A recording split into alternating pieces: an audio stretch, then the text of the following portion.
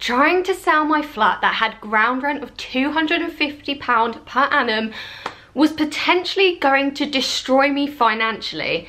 And so many people are going through the same problem. It's become even more difficult to sell flats with onerous ground rent charges, and it is ruining people's lives that can't move on from their flat, whilst also costing them thousands of pounds to get out of the situation. In this video, I'm going to dissect leasehold properties that have ground rent over £250 per annum or 1,000 inside of London, and the loopholes and ways that you can get around this issue and get your flat selling. Now, the ground rent issue over £250 is an issue because it is classed as an AST. This is an assured short hold tenancy, and this basically means if you forfeit your ground rent payments, the landlord can essentially take the property away from you. And why this causes problems when selling the flat is because mortgage lenders get very wary about it and scared that essentially their investment in your property might be nothing if you don't pay your ground rent. It's a way to protect themselves, and as far as I'm aware, this issue started to rear its ugly head in around 2019. I then came to sell my property in 2020 into 2021, and I found out about this issue myself and how difficult it became to sell my property. Now, one thing I want to mention before we get into the video is that there is something that is hopefully going to help leaseholders with this issue in the future, and that is the Renters Reform Bill. Now, this is a bill that has been talked about in government since around lockdown. It's been shelved numerous times, and it's basically legislation that's going to help leaseholders with onerous levels of ground rent. Now, this is also again being mentioned in the King's Speech, which I have a video on. I'll link that in the caption below. Again, this could take essentially years to be passed as law,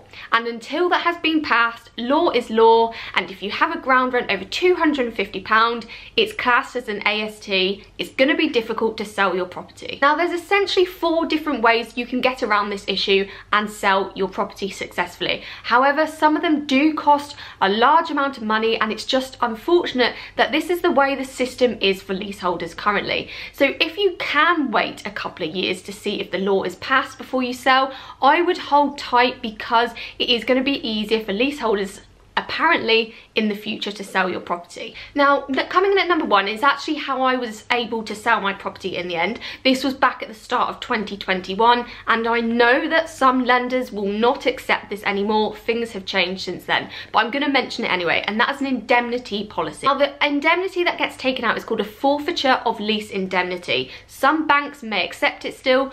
You don't know until you try. Now, this indemnity cost me around £50, which was ridiculous comparing it to how much the other options could have cost to get around this issue.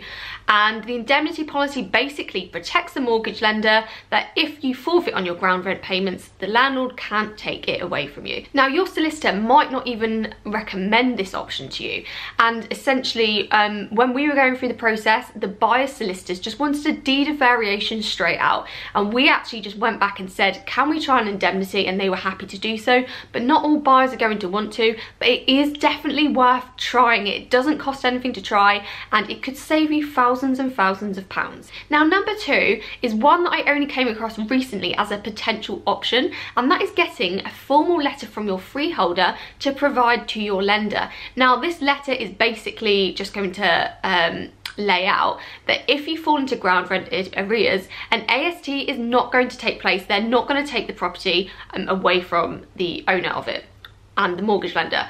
I don't know if this works. I've heard it mentioned, but again, it might be worth considering it, as it's going to be relatively cheaper than the other 2 options I'm going to mention now. Now, number 3, most people or most solicitors are going to initially request for a deed of variation. Now, a deed of variation is essentially making an amendment to a clause in a lease. So this will be with your ground rent, and it's usually about capping your ground rent at a certain level. Now, what happens when they do that is you normally have to pay for an inquiry fee. A lot of landlords actually reject deed of variations, and secondly, they have to work out what the premium is that you're going to have to pay them. And the premium is basically going to be calculated based on how much your ground rent would increase over the remainder of your lease, and essentially however much the freeholder wants to add on. Now, the biggest problem with this option is it's going to take can take months to complete, and it's also going to cost thousands of pounds, a similar route to if you were to do a lease extension, which is far more favourable for you and the buyer. When I got a quote for a deed of variation for the very same thing, I was quoted around £16,000 and I almost died when I heard it. It's daylight robbery, and again, capping a level at say £250 sometimes isn't even the answer. We don't even know if the mortgage lender is going to accept it at this point. So this leads me on to the most favourable option if you can choose between a deed of variation and a lease extension. Now, a lease extension is the best route if your indemnity policy is not accepted and a freeholder letter won't suffice. Always go down the formal route if you are doing a lease extension, and make sure you use an elect solicitor. Now, lease extensions, again, rules are going to change on this if the stuff that has been highlighted in the King's Speech comes in. So again, if you can wait, it might be worth waiting for a couple of years, because lease extensions are going to be a lot more years than they are currently now. So currently, if you are to do a lease extension, it's going to add 90 years onto your remaining lease, but it's also going to reduce your ground rent to a peppercorn, which is £0 or a nominal fee such as £1. So you immediately eradicate the issue with ground rent. Now, the biggest downside, obviously, of a formal lease extension is the cost. If your property is managed by a huge freeholder in the UK, it's likely that it is going to cost thousands and thousands of pounds to do so.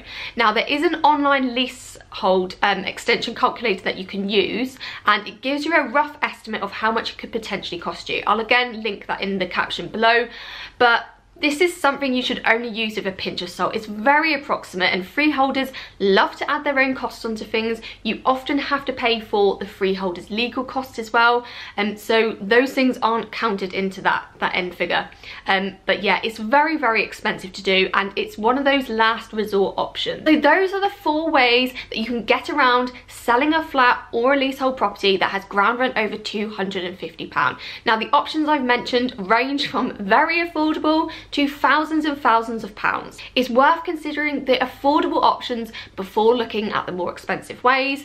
If I had to do things again and an indemnity policy was rejected, I would probably go for the formal lease extension route. It's so much more favourable than having a deed of variation, because you're going to get those extra years added to your lease. It's going to make it more favourable, and it might even add more value to your property as you sell it. I wanted to put this video together after selling it because I have a blog post on the same topic that gets hundreds and hundreds of views each month, and I know it's affecting so many leaseholders right now. If you are going through this situation right now and you have any questions, please leave them in the comments below for me, and if you've got any other advice, anything I've not mentioned, please add that below as well, because it really helps people that watch this video. Other than that, I hope you found today's video useful. Please do give it a thumbs up if you found it helpful, and other than that, thanks for watching my video, and I hope you have a great day.